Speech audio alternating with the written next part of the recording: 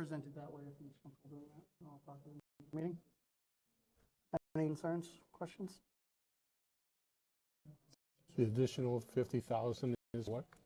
That's the discussion we had our last joint meeting about moving that over to allow for the backfill of the Oh. vacancy Okay, in Public Works. okay. Understood. Okay, No concerns with that, sir? okay, No concerns. thank you. Review and issuance of sewer connection permit application, 199 North Street.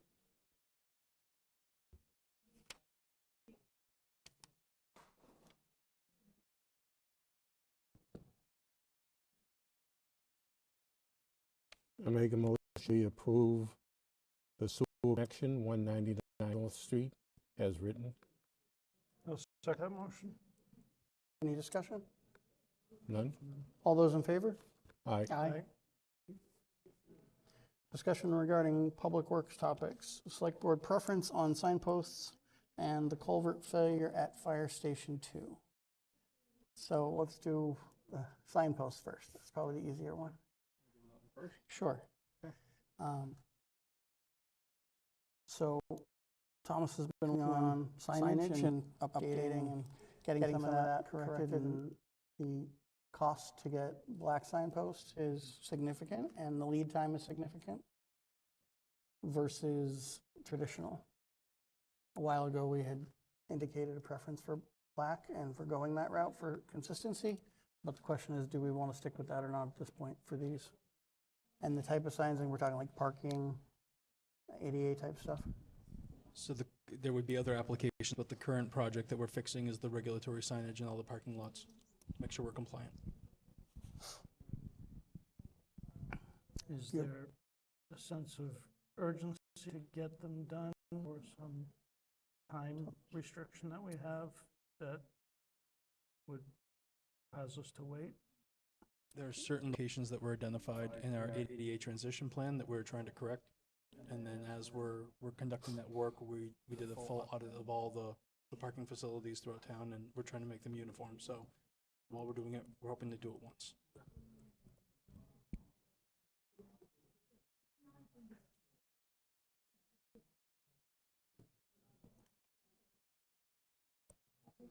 Thomas is here if you have questions, we can have him come up too. Yes. I guess one of my questions would, yes, Thomas, if you wouldn't mind.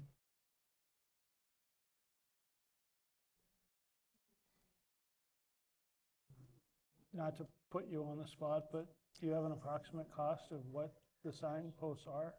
Yeah. 2,300, okay, so we wouldn't want to put gray in and replace them when the black are available. Thank you. Okay. Yeah, for $2,300, I can live with gray. So stay consistent. What's that? So stay consistent with the, wait a second, No, stay, go with gray. go with, gray. If we Okay. have to act on this, then we should go with, my thought was, if they were more economical than the price Thomas said, we would put them in place now and then replace them with the black for standardization when the black becomes available, but I'm not inclined to spend $2,300 on a temporary fix. Understood. So it would be nice for consistency if we have to act and be in compliance with ADA, go with the gray that's available.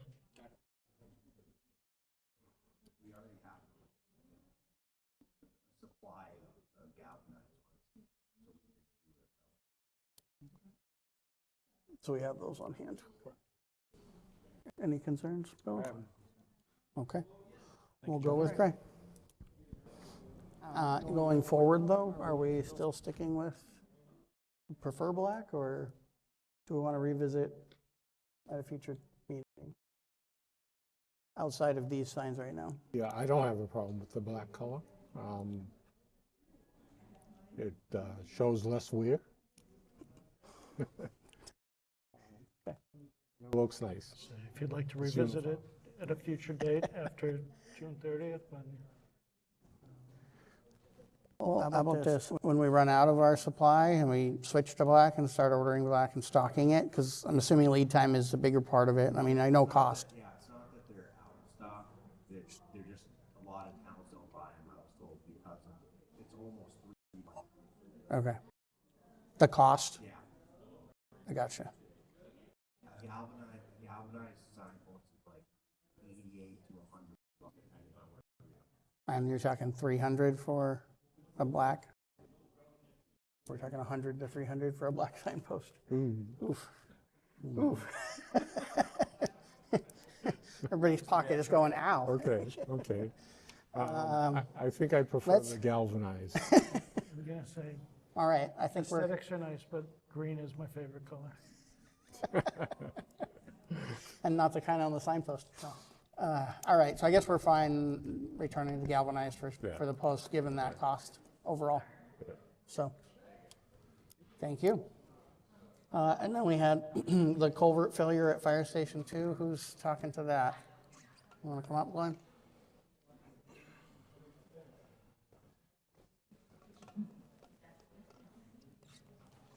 So early March, we discovered that there was a large diameter culvert behind Fire Station 2 that had failed. Because of the water flow, we couldn't get any inspections done on it. We waited till the water flow went down, called 2 vendors in to send the cameras up through to tell us exactly where the issue was and what the problem was. But because of the amount of debris and the rot that's already in the bottom of the pipe, neither vendor could get there. So last week, it was about a week and a half ago, we did a test dig to see where it was. With this, we came across 2 concrete asbestos pipes also that run in the same trench. And there's a possibility that the glazing on the steel culvert also could have asbestos on it also. So we've located the issue about 30 feet in from the outlet to where the 2 pipes, to where a joint has separated from the rot. We'd have to be at least 80 feet replacement to get out of the rear driveway. Because if we just patch this, now we're repaving it, and then a future project, this culvert, mind you, runs all the way from Pleasant Street under Vets Field and discharges out behind the fire station. So this could be a very large project, but in the meantime, we're looking to have at least 80 feet of it replaced. I've reached out to Ty and Bond. The representative was on vacation last week, so I'm still waiting to hear back from him to give us help with the asbestos removal part of it and potentially having to do the whole job because there's none of us qualified to work with that hot material. Okay. And how about Weston Sampson, or is this more Ty and Bond's area of expertise? Correct. Okay, Yeah, they've helped us in the past with asbestos pipe, got it. but this is going to be the project in whole Yep. because of working around it. Okay.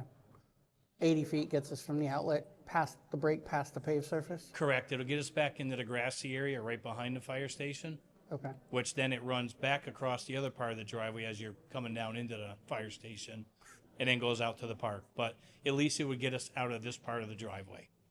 okay. So it goes under, comes back out, goes back under. Yep.